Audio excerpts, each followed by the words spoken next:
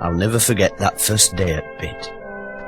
Me and my father worked a 72-hour shift, and then we walked home 43 miles through snow in his bare feet, huddled inside his clothes made out of old sacks.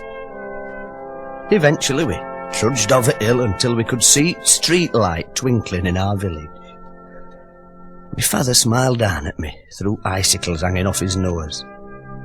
"Nearly home now, lad," he said. We stumbled into house and stood there freezing cold and tired out, shivering and miserable in front of meagre fire.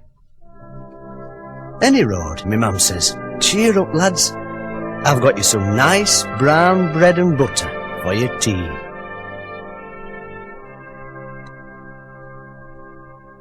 Me father went crackers. He reached out and gently pulled me mum towards him bit throat. "You big, fat, idle, ugly wart," he said. "You great, useless, spawny-eyed, parrot-faced wazzock." He had a way with words, my father. He'd been to college, you know.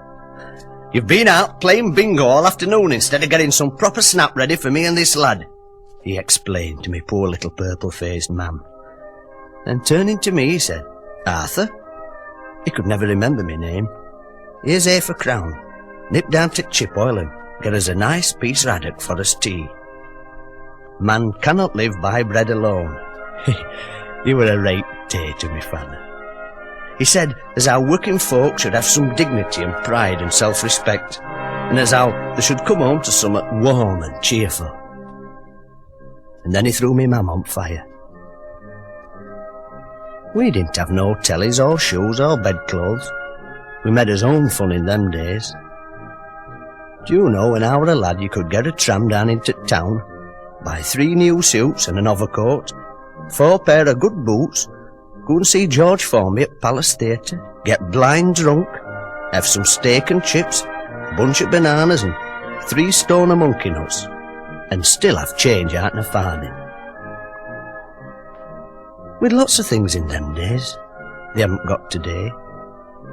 Rickets, diphtheria, Hitler, and by we did look well going to school with no backside in his trousers and all his little heads painted purple because we had ringworm.